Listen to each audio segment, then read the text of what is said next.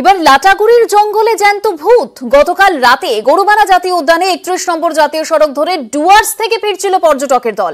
পথে মহাকাল এলাকায় সাদা থান পরা, হাতে শাখা পরা এক মহিলা আচমকাই গাড়ির সামনে দিয়ে রাস্তা পার হয়। তাকে দেখে গাড়ি থেকে নেমে পড়েন সকলে। এরপর এক মহিলা তাকে জাপটে ধরে, এরপর রাস্তায় ভিড় জমে যায়।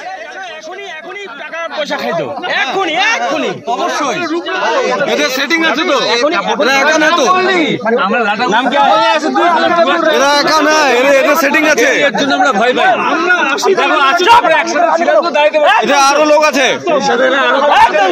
তুই আমার গাড়ির সামনে আছিস, তুই এই জন্য এই অবস্থা।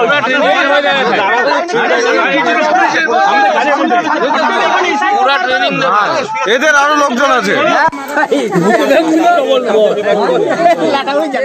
ঠিক কি ঘটেছিল এ বিষয়ে সরাসরি কথা বলবো। রকি আমাদের সঙ্গে ইতিমধ্যেই রয়েছে। রকি, কে এই মহিলা, কি তার পরিচয়, ঠিক কি ঘটেছিল?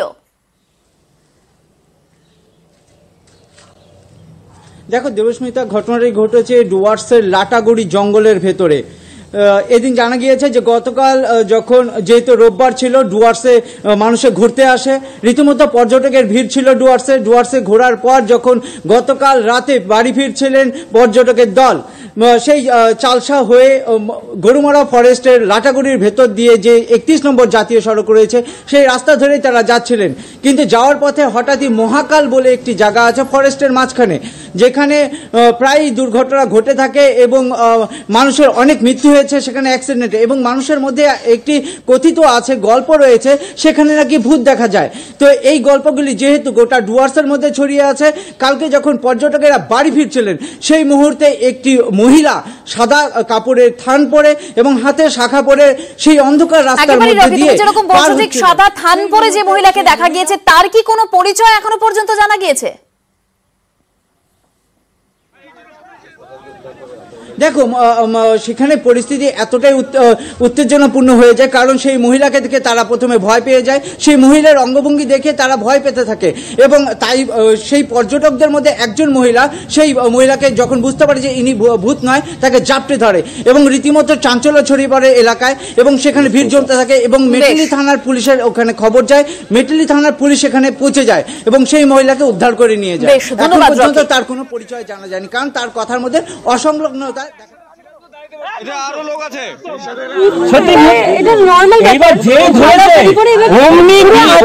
পিছনে যারা ছিল সব দৌড়ে ভাগ। উনি বলছে ওনার পিছনে 8 জন ছিল। কি করতে চাইছিলেন? আরে এটা ছিনতাইবাজ, তো ছিনতাইবাজ বলছে।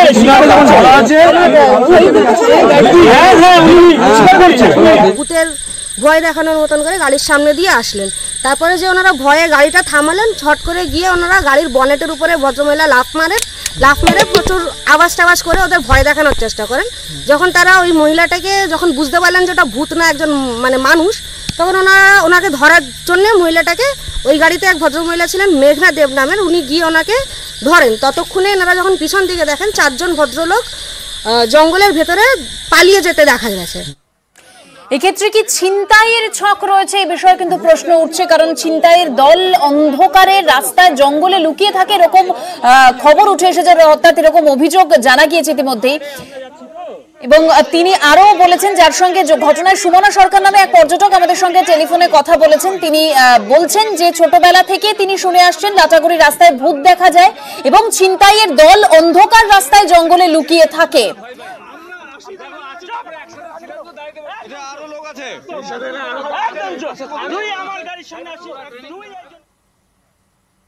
এবার হাওড়ার অগ্নিকাণ্ডের দিকে নজর রাখতে হচ্ছে। হাওড়ার বাঁধাঘাটে তুলো কাপড়ের গুদামে আগুন লেগেছে বলেই জানা যাচ্ছে। আজ ভোর 4টে নাগাদ আগুন লাগে। আগুন নিয়ন্ত্রণে আনতে ঘটনাস্থলে দমকলের 6টি ইঞ্জিন যায়। কারখানা বন্ধ থাকায় শাটার ভেঙে আগুন নেভানো হয়। দেবাশিস রয়েছে আমাদের প্রতিনিধি। দেবাশিস, কিভাবে আগুন লাগলো, কি জানতে পারছো? দেখো, আগুন লাগার কারণ পরিষ্কার করে দমকল জানিয়েছে সম্ভবত শর্ট সার্কিট থেকে আগুন লাগতে পারে। অন্যদিকে যেহেতু এই গোডাউনগুলিকে ঠান্ডা রাখার জন্য এয়ার কন্ডিশন চালানো থাকে, তার কারণ অনেক সময় এখানে টেম্পারেচার বেড়ে গেলে সেখানে আগুন লাগার একটা কারণ থাকে। ফলে সেই কারণেই মূলত এসি অথবা তাপমাত্রার কারণে কিন্তু এই আগুন লাগতে পারে, যেহেতু পর্যাপ্ত দ্রব্য রয়েছে। পর্যাপ্ত দ্রব্য রয়েছে, সে কারণে আগুন লাগার কারণ রয়েছে। তবে যতক্ষণ না আগুন লেবিয়ে যতক্ষণ এই ডাম্পিং গ্রাউন্ডের কাজ চলবে শেষ হবে ততক্ষণ বোঝা যাবে না ঠিক কিভাবে আগুন লেগেছিল। বেশ, ধন্যবাদ দেবাশিস। ছুটে আসলাম, এই পাশে এসে দেখি সবাই ঘুমাচ্ছে, কেউ কিছু দেখিনি। তখন আমরা দেখছি কারখানার শাটার বন্ধ আছে, ধোঁয়া বেরোচ্ছে।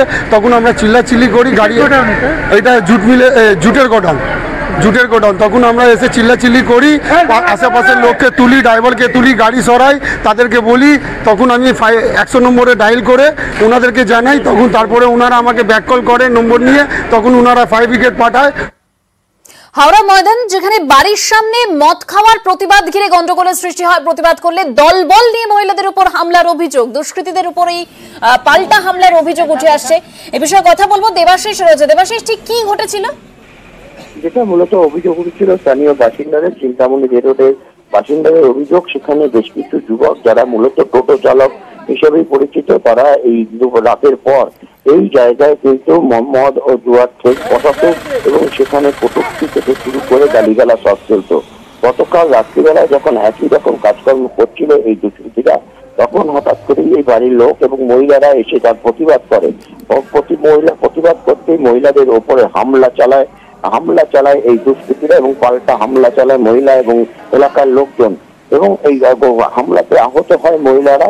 তাদেরকে যখন চিকিৎসা কার্যে নিয়ে যাওয়া হয় হাওড়া হাসপাতালে, সেখানে দুষ্কৃতীরা ফের হামলা চালায়। হাসপাতালের ভিতরে একটা ইমার্জেন্সি বিভাগেই সেখানে মুহুর্মুহু বৃষ্টি শুরু করে এবং একই সঙ্গে চিকিৎসকেরা কিন্তু আতঙ্ক হয়ে পড়ে। কোনো ক্রমে গ্রিল এবং দরজা আটকে তারা ঘরের মধ্যে আশ্রয় নেয়। পরবর্তীকালে পুলিশ এসে পরিস্থিতি সামাল দিল। এই ঘটনায় কিন্তু বেশ কয়েকজন পুলিশও অল্প বিস্তর আহত হয়েছে। ধন্যবাদ দেবাশিস। हम लोग जहाँ पे रहते हैं ना, वहाँ पे ये लोग बाहर का लड़का है। ये लोग हम लोग के घर के नीचे का अड्डा मारते हैं, पीना खाना करता है रोज का रोज। मेरा भाई बोलता है कि हम लोग के घर में लेडीज है, गाली गलो चिल्ला चिल्ली मत करो, उसी बात पे झगड़ा है। आज भाई के ऊपर कड़ा था गोली लेके कि मेरे देवो, हम लोग हटाने गए बोल के सारा लेडीज को मारा है। देखिए हमको मारा है, मेरा पूरा कपड़ा फटा है, पीठ में चोट लगा है। ওরা মতলব কি করে আমরা মানুষদেরকে মতলব এ দিচ্ছি ভ্যাকসিন, বাবা ভ্যাকসিন পাঠিয়েছিলে আমরা মানুষকে সুবিধে, মানুষের কোনো অসুবিধা হলে বা ভ্যাকসিন দিকে বা কোনো দিকে বা টোটো স্ট্যান্ডে বা অন্য দিকে কোনো দিকে অসুবিধা হলে আমরা মানুষের সাথে দাঁড়িয়ে আছি। আপনাদের উপরে তো হামলা হতে পারত। হ্যাঁ, নিশ্চয়ই হতে পারতো। আমরা এখানেই ছিলাম এবং যেভাবে হচ্ছিল তাতে আমাদের একটা ভয় ছিল যে আমাদের কাছে কিছু একটা হয়ে যেতে পারে। হ্যাঁ, ইট ছুটছিল এখানে। হসপিটালের টেবিল চেয়ার, যেগুলো বসার চেয়ার পেশেন্টের, সেগুলো একটু ছোড়াছুড়ি হচ্ছিল এখানে। সেটা নিয়ে পুলিশকে আমরা ফোন করেছিলাম, এখান থেকে আমরা কল করা হয়েছিল এখানে। তা কিছুক্ষণ পরে পুলিশ এসেছিল, এসে অবস্থা সামাল দিয়েছে কিছুটা। একদিকে উত্তরপ্রদেশে বড়সড় নাশকতার ছক বানচাল করলো এটিএস, অন্যদিকে কলকাতায় বড়সড় সাফল্য এসটিএফ এর। হরিদেবপুর থেকে গ্রেপ্তার 3 জেএমবি জঙ্গি। বাড়ি ভাড়া নিয়ে লুকিয়েছিল 3 জন। ধৃত জঙ্গিদের আইসিস যোগও মিলেছে। উদ্ধার আইসিস নথি, ডায়েরি।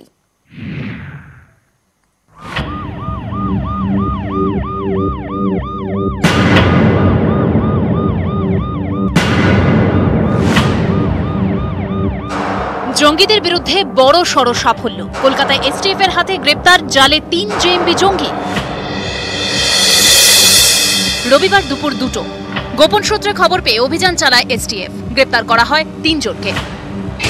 এই 3 ব্যক্তি নাজিউর রহমান ওরফে জয়রাম ব্যাপারী ওরফে জোসেফ, সাব্বির ওরফে নিখিল কান্ত এবং রবিউল ইসলাম। তারা 3 জনেই বাংলাদেশের গোপালগঞ্জের বাসিন্দা। বড়সড় সাফল্য কলকাতা পুলিশের এসটিএফ এর। হরিদেবপুরের একটি বাড়ি থেকে 3 জন জেএমবি জঙ্গিকে গ্রেফতার করলে এসটিএফ। যেটা জানা যাচ্ছে এই 3 জনই বাংলাদেশের বাসিন্দা। বেশ কয়েক মাস আগে তারা ওপার বাংলা থেকে এপার বাংলাতে আসে এবং তাদের কাছ থেকে বেশ কিছু নথিপত্র পাওয়া গেছে, যেখানে জেহাদি একেবারে নথিপত্র সেগুলো রয়েছে। এসটিএফ সূত্রে খবর, 3 জনের মধ্যে নাজিউর নেতা। নাজিউর বাংলাদেশে মোস্ট ওয়ান্টেড আসামি। 3 বছর জেল খেটেছিল বাংলাদেশে। জয়রাম ব্যাপারী নামে কলকাতায় বাড়ি ভাড়া নিয়েছিল নাজিউর। 2 মাসেরও বেশি সময় ধৃতরা কলকাতায় ছিল বলে জানতে পেরেছেন তদন্তকারীরা। এলাকায় কখনো ফল কখনো মশারি বিক্রি করে দিন গুজরানের টাকা জোগাড় করত ওই 3 জন। রবিবার দুপুরে কলকাতা পুলিশের স্পেশাল টাস্ক ফোর্সের হাতে ঠিক এই জায়গা থেকেই 3 জন জঙ্গিকে গ্রেফতার করা হয়। 3 জন জঙ্গিকে তারা যখন দেখেন তারপরই তারা ঘিরে ফেলেন। মূলত এমজি রোডের ঠিক এই জায়গায় তারা বসেছিলেন। প্রাথমিক তদন্তে এদের কাছ থেকে বেশ কিছু জিহাদি লিটারেচার পাওয়া গেছে, ওদের ফেসবুক অ্যাকাউন্টসগুলো অ্যানালাইজ করা হয়েছে, তাতেও আমরা বেশ কিছু জিহাদি ইনভলভমেন্ট অ্যাক্টিভিটিসগুলো পাওয়া গেছে। একটা মোবাইল ফোন সিজ করা হয়েছে। পুলিশের দাবি, ধৃতদের কাছ থেকে উদ্ধার হয়েছে একটি ডায়েরি। সেই ডায়েরিতে জেএমবি নেতাদের নাম ও ফোন নম্বর মিলেছে। সূত্রের খবর, আল আমিন নামে জেএমবির বড় মাপের নেতার নম্বর মিলেছে। তদন্তকারীরা জানতে পেরেছেন জেএমবি নেতা আল আমিনের সঙ্গে প্রত্যক্ষ যোগ ছিল নাজিউর ওরফে জোসেফের। আল আমিনের সঙ্গে 3 বছর একসঙ্গে জেল খেটেছিল নাজিউর। তখন থেকেই আল আমিনের সঙ্গে নাজিউরের পরিচয় বলে অনুমান তদন্তকারীদের। इनके फेसबुक प्रोफाइल्स को और सोशल मीडिया प्रोफाइल्स को हम लोग ने एनालाइज किया है। उसमें से मिला है कि इनका ISIS के कुछ अकाउंट्स के साथ या फॉलोअर्स के साथ उनका कुछ लिंक है। এসটিএফ সূত্রে খবর, ধৃত 3 জন জঙ্গি গোষ্ঠীর ফান্ড কালেকশনের কাজ করত। তদন্তকারীদের অনুমান, ধৃত 3 জনের সঙ্গে অনেকেরই যোগাযোগ আছে। কারা কলকাতায় তাদের বাড়ি ভাড়া পেতে সাহায্য করলো তা জানার চেষ্টা করছেন তদন্তকারীরা। এ রাজ্যে নাশকতার ছক ছিল কিনা তাও খতিয়ে দেখছেন তারা। পশ্চিমবঙ্গ হয়ে গেছে এখন উগ্রপন্থী সাপ্লাইয়ের, উগ্রপন্থী থাকার জায়গা। বা সারা দেশেতে কেউ যদি উগ্রপন্থীদের পেছনে কোনো সরকার হাত দেয়, সে পালিয়ে গিয়ে কলকাতায় লুকিয়ে থাকে। পুলিশকে রাজনৈতিক কাজে লাগিয়ে তার গুরুত্ব, তার ধার কমিয়ে দেওয়া হয়েছে। রাজ্য পুলিশ যেখানে ভালো কাজ করছে, কলকাতা পুলিশ যেখানে ধরছে, সেখানে বলছেন ধার কমে গেছে। কি আশ্চর্য কথা! আরে দিলীপ বাবু, আজই তো লখনৌতে ধরা পড়েছে, তো তাহলে সেখানে কি বলবেন? উত্তরপ্রদেশে কি ছিল, আজকে কি হয়েছে? পাড়ায় পাড়ায় গুন্ডা, সমাজ বিরোধী ঘুরে বেড়াতো। গত কয়েক বছরে হয়েছে কি?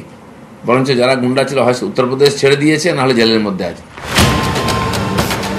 সোমবার ধৃতদের তোলা হবে আদালতে। ধৃতদের সম্পর্কে খোঁজ নিতে বাংলাদেশ পুলিশের সঙ্গে যোগাযোগ করছে এসটিএফ। সুকান্ত মুখোপাধ্যায় ও শোভন ভট্টাচার্য, নিউজ 18 বাংলা। এবার হাওড়ার প্রতারক শুভদীপ, তাকে গ্রেপ্তার করা হয়েছে দিল্লি থেকে। মোবাইলের টাওয়ার লোকেশনের সূত্র ধরেই গ্রেপ্তার করা হয়েছে বলে জানা যাচ্ছে। দেবাশিসের সঙ্গে কথা বলবো, আরো বিস্তারিত জানবো। দেবাশিস, অবশেষে দিল্লি থেকে গ্রেপ্তার শুভদীপ। অবশ্যই এই মুহূর্তে কিন্তু সবচেয়ে বড় খবর, শুভদীপকে গ্রেপ্তার করতে পেরেছে জগাছা থানার পুলিশ।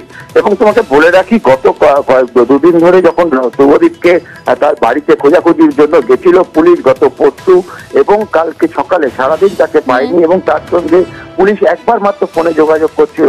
এরপর আমরা যখন শুভদীপের বাড়িতে যাই, সেই সময় শুভদীপ তা আমাদেরকে জানায় সে রয়েছে দিল্লিতে। এরপরে কিন্তু মোবাইলটা আমরা ট্র্যাক করে এবং দিল্লিতে পৌঁছে যায়। দিল্লি আমাদের হাওড়া সিটি পুলিশের একটি দল, এবং সেখানেই একটি হোটেল থেকে তাকে গ্রেপ্তার করেছে এবং তাকে সাহায্য করেছে দিল্লি পুলিশ। হয়তো আজকেই তাকে সেখানকার কোর্টে তুলে ট্রানজিট রিমান্ডে নিয়ে আসা হবে হাওড়ায়। বেশ, ধন্যবাদ দেবাশিস।